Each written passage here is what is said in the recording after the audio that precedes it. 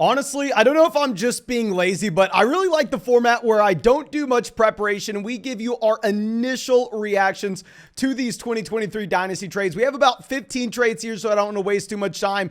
Drop a like on the video, subscribe if you play Dynasty, and make sure you take advantage of these player props that we have for the Super Bowl on Underdog Fantasy. When you sign up to Underdog with promo code FLOCK, they're going to match your first deposit dollar for dollar up to $100, and you'll get our 2023 Dynasty rankings with just a $10 deposit. But let me pull up our first trade here, which is honestly just outrageous. Someone was able to trade away Jameson Williams and a future second for Stefon Diggs and Nick Chubb. Okay, I'm not the biggest Nick Chubb guy in the world, but yeah, easily give me Nick Chubb over a future second. And with Stefon Diggs versus Jameson Williams, to be honest with you, I don't care if you're rebuilding.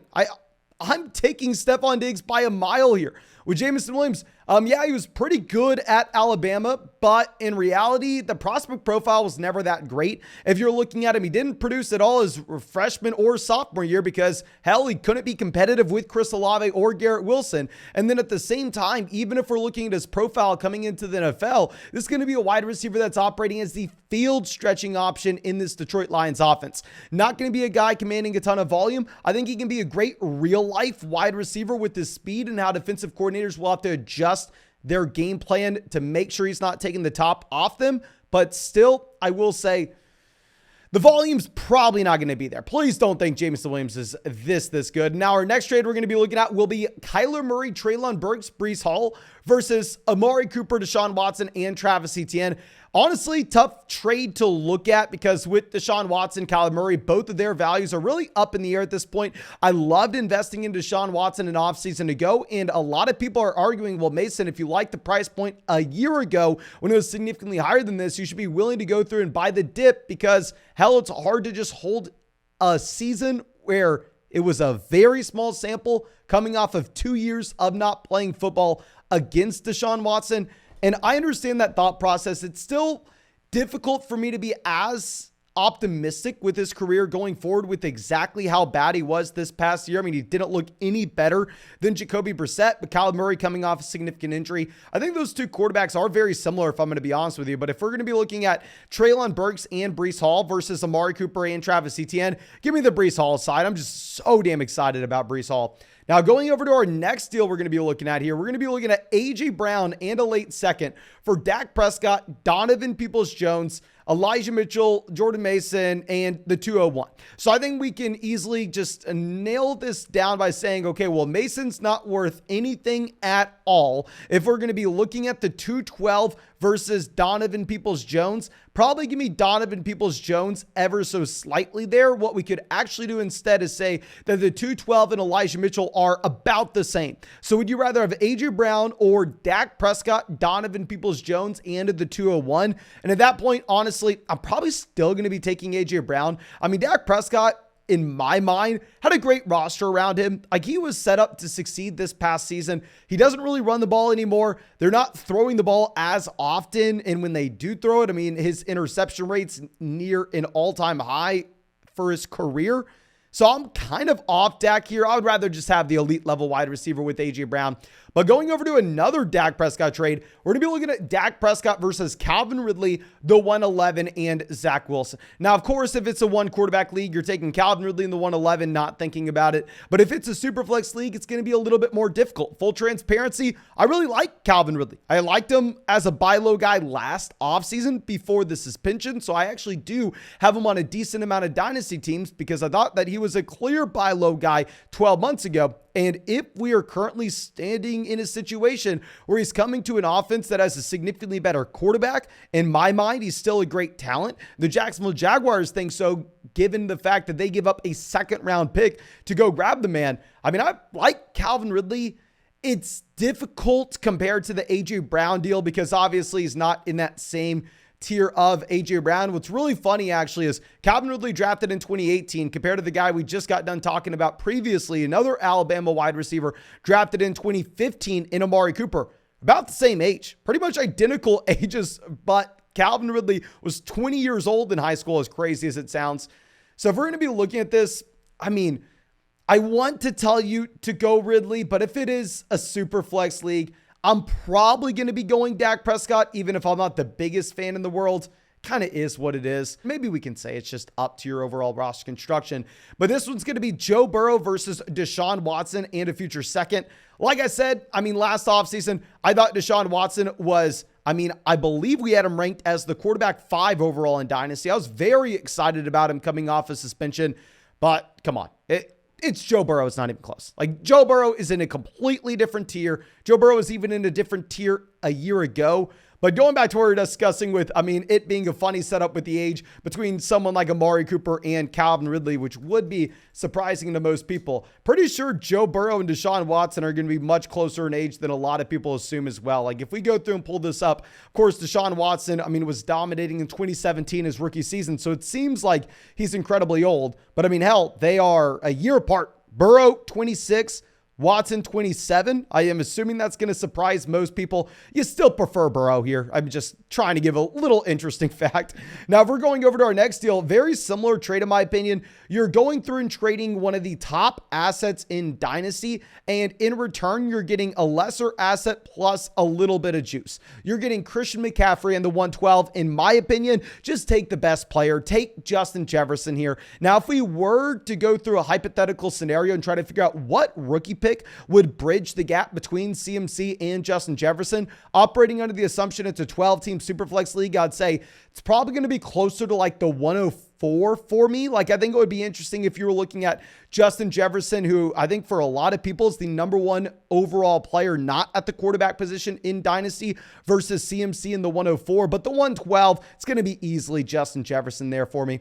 Now, going over to our next spot, I'm sorry for the quality of this screenshot, but this is going to be another AJ Brown deal where you're looking at AJ Brown versus Josh Jacobs, Alec Pierce, and a future second. Now, I've never really been a big Alec Pierce guy. I think Alec Pierce can be a fine wide receiver for the Indianapolis Colts, but from a fantasy football standpoint, I don't really see it. Future second round pick, it is what it is. Just give me AJ Brown. Give me the best asset here. This is coming from someone who had Josh Jacobs as his most drafted player in redraft leagues, specifically best ball leagues last year, where, may or may not have won 150,000 on underdog, may or may not have had Jacobs as, in my opinion, the number 1 asset price adjusted when we were getting him in the 7th round. But regardless, I can't just go with our guy here. If we're going to be realistic going forward, I think you have to take the wide receiver that's going to have a much better trajectory with the rest of his NFL career. Both these guys drafted in 2019.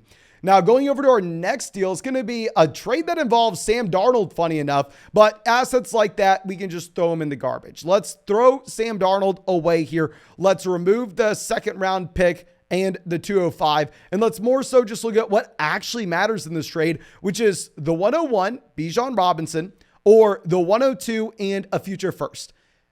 I'm going to go with the 102 and the future first. Now, of course, hook 'em Lawrence, love Robinson, and he is undoubtedly the number 1 player in this rookie class. And I don't really see anything changing regardless of the landing spot that he gets. But having the additional assets where we're able to fire away regardless of if we're actually selecting a rookie in that 2024 draft, or if we are just going to be using that pick as trade bait this summer. We already made a video talking about how incredibly important it is to be accumulating those 2024 first when we have an entire offseason to go through, and how we want to have the flexibility with trades with our roster. Yeah, give me the 102 and a future first over the 101 any day of the week. Now, going over to our next deal, we're going to be looking at a Tony Pollard trade here. Oh, there are a lot of pieces in this one. So Tony Pollard, Devonta Smith, and a future first versus Rachaad White, Isaiah Pacheco, the 105, 108, and 202. So I think we can say that you'd probably equal out the 2024 first round pick with the 108. Maybe you need a little more juice on the future first side of things. I think it really does depend on where that future first looks like it's going to end up. But regardless, at this point, I think that they are somewhat equivalent assets. If you're going to be looking at the 105 versus Devonta Smith, I love Smith, one of the most productive and one of the best college wide receivers of all time, if you look at his 2020 season at Alabama. But if I'm going to be realistic here, if it is a super flex league based on the options that we are going to have with that 105 pick, Maybe we're going to be looking at a CJ Stroud falling, a Bryce Young falling, a Jahmyr Gibbs falling. Obviously, Bijan Robinson is not going to be falling. At this point, that's not necessarily guaranteed for you to get one of those players, but having the optionality of the pick, I actually do kind of like. So if we're going to be breaking this down, give me the 105 and the 202 over Devonta Smith. And if we're going to be looking at the two rookies versus Tony Pollard, I'd imagine that the majority of people will be going with Tony Pollard. Pollard this past year was one of the most efficient running backs in the entire NFL. Looked like from a per touch standpoint, he was one of the best running backs in the entire NFL and it's been very good for a very long time now. I don't know. I kind of like two bites of the apple here with Rachaad White and Pacheco, especially with the significant injury we're seeing from Tony Pollard going into free agency here. I don't know. It's a very fair trade. I'd love to know your opinion on this trade in the comment section. Now our next one, Chase Edmonds, the 110 for Tyler Allgeier. Essentially, would you rather have the 110 or Tyler Allgeier? I actually just made a video breaking down these year two running backs. We've talked about this for years and years and years. We got hate on for this for God knows how long. I'm always the guy to tell you, oh, go sell James Robinson after his rookie season. Go sell Michael Carter after his rookie season. Go sell Dameon Pierce possibly after his rookie season. Go sell the day 3 guy that pops and has a phenomenal year because that job security is not going to be there for him in the long term.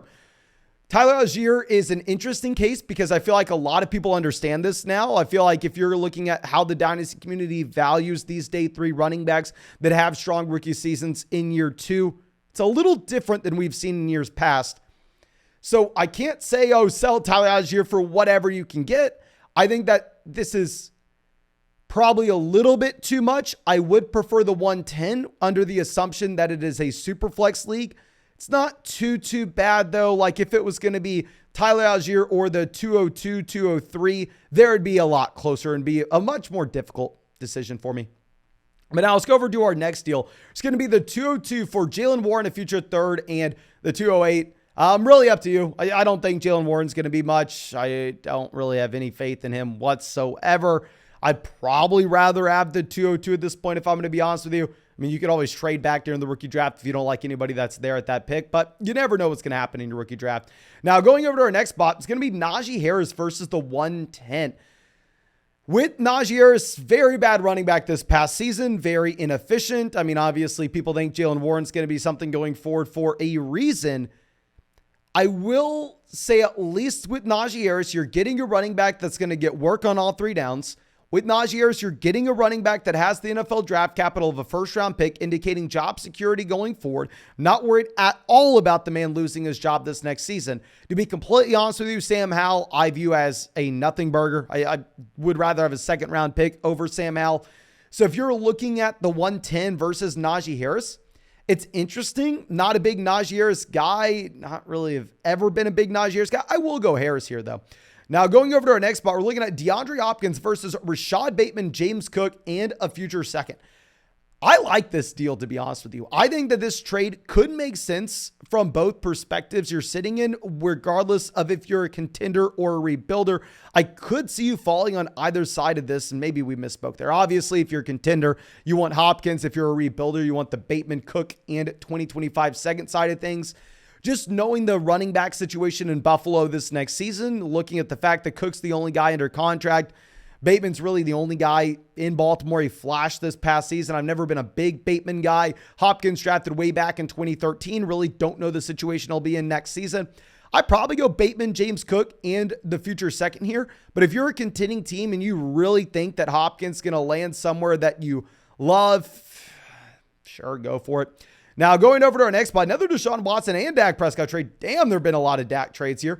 We're going to be looking at Deshaun Watson, Deebo Samuel, George Pickens to the 209 for Dak, Judy, the 102, and 307. So I think, honestly, the 102 and Deshaun Watson, very equivalent assets at this point. I think that we can remove both of these pieces from the deal. If you would have asked me a year ago, Mason, who is going to be more valuable, the 102 rookie pick in 2023 or Deshaun Watson, I would have said Deshaun Watson, full transparency. But like I said, it's hard for me to be as optimistic as I was a year ago. So here I think they're equal. I think we remove it. Deebo Samuel versus Jerry Jeudy. I know now everybody is hyping up Jerry Jeudy at this point, and trust me, I've been saying Courtland Sutton's a bum, but regardless, I would rather have Deebo Samuel still. If we're going to be looking at George Pickens versus the 307, give me George Pickens at 209. It's an interesting trade, obviously, because we have to break it down and that you're also looking at Dak Prescott. I would love to know your opinion on this in the comment section. I don't have a strong one. I would love to know your opinion. I think my initial reaction may end up being the Dak Prescott 102 side. But going over to our next one, another Deshaun Watson trade. Oh my gosh, everybody's trading away Watson. It says Watson, Kittle, the 410, and a future third. Okay, so these fourth and third round picks, they're meaningless. Deshaun Watson, George Kittle versus Tyler Higbee, DeAndre Swift, Chris Olave. Assuming super flex, give me Deshaun Watson over Chris Olave, honestly, kind of easily. I mean, George Kittle versus DeAndre Swift, give me DeAndre Swift, but doesn't bridge the gap. I'm still going to be going Deshaun Watson. So super flex, give me Watson, one quarterback, give me Olave. But I think that's it. I think we got through all those trades relatively fast. Of course, if you enjoyed this, please go down there, drop a like. If you want me to look at your trade, just drop it in the comment section. Subscribe if you play Dynasty. That's all I got for you. I truly do appreciate you. I really hope you have a great day, and I really hope I get to see you with the video tomorrow.